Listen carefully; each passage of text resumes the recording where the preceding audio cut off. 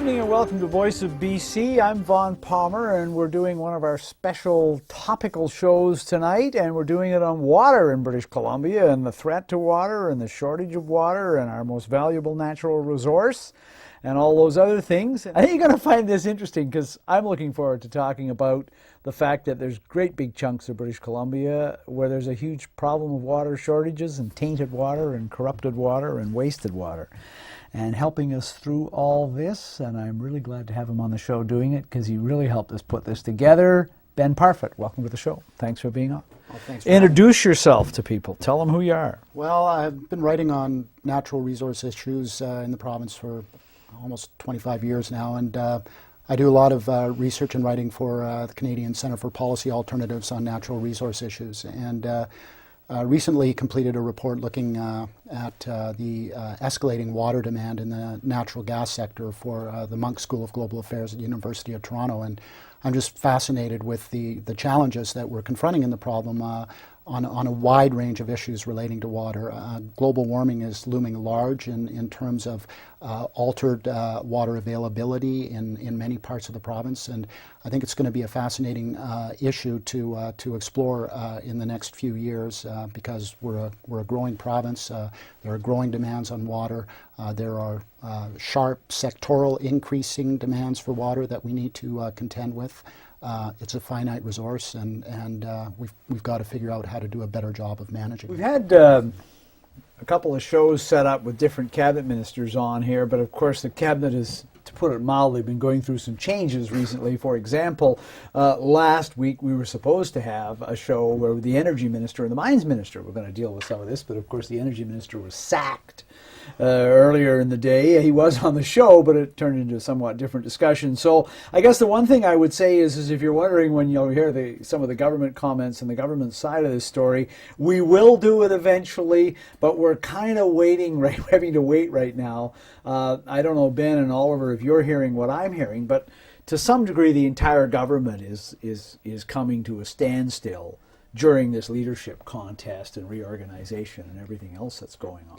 Well, I think that is quite clearly the case, and the more germane issue, I think, for the topic this evening is that we've had a fundamental restructuring of cabinet and dramatic changes taking place in terms of which ministries are responsible for natural resources. And with the creation of this new super dirt ministry, the Natural Resource Operations Ministry, it's very significant that that ministry is going to be assuming control of major decisions relating to the allocation of water moving forward. So this is a very interesting time in terms of the restructuring of government.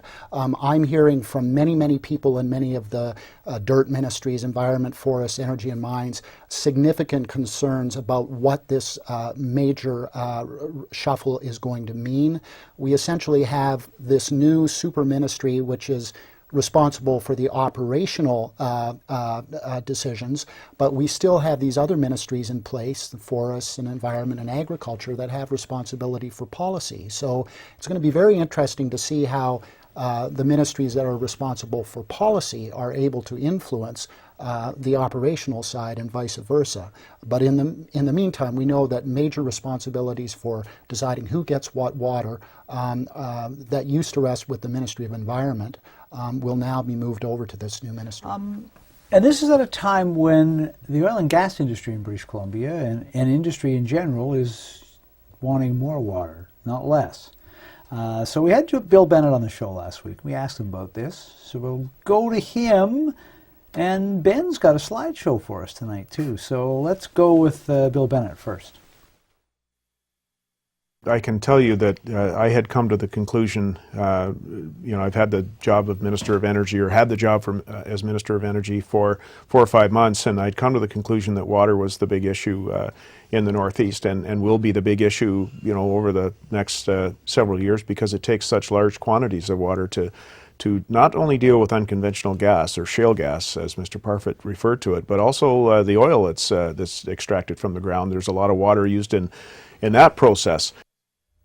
So you've got gas, and increasingly it's trapped in layers of shale, the stuff we're developing, and the way you get it out is you force water into it.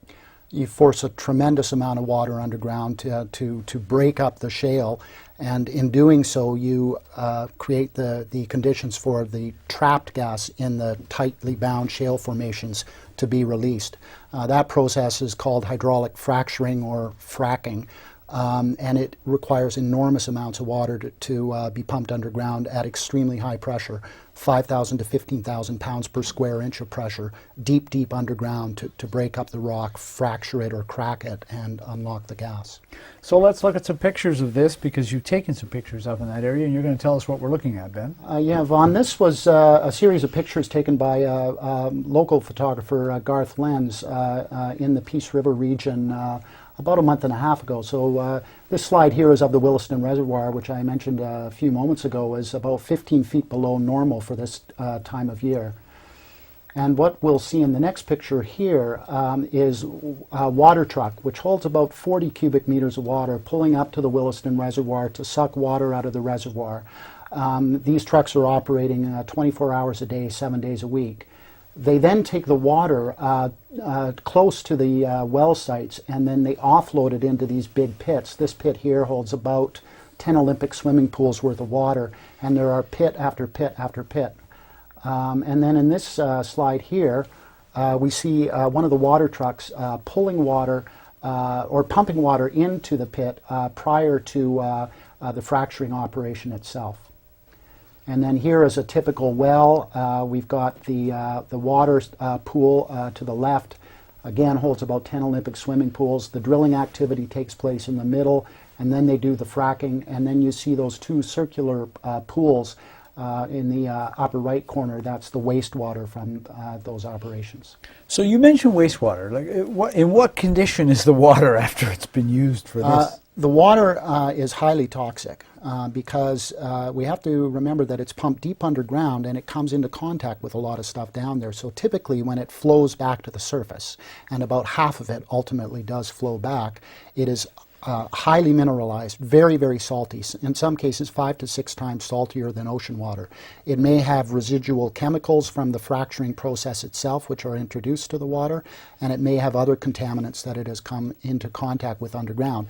And typically the only ways to deal with that product are to take the wastewater and inject it back underground, deep, deep underground at what they call disposal wells, or possibly to reuse it. And some of the more innovative industry practices are reusing some of the water after diluting it, or ideally to treat it. But as we know, in northeastern British Columbia, it's a long, long ways away.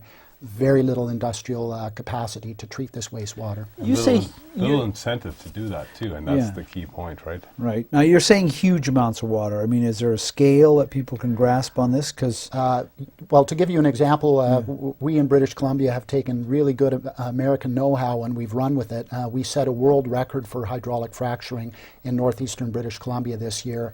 At one well site, we pumped 900,000 cubic meters worth of water underground at 16 wells. That's about 340 Olympic swimming pools worth of water.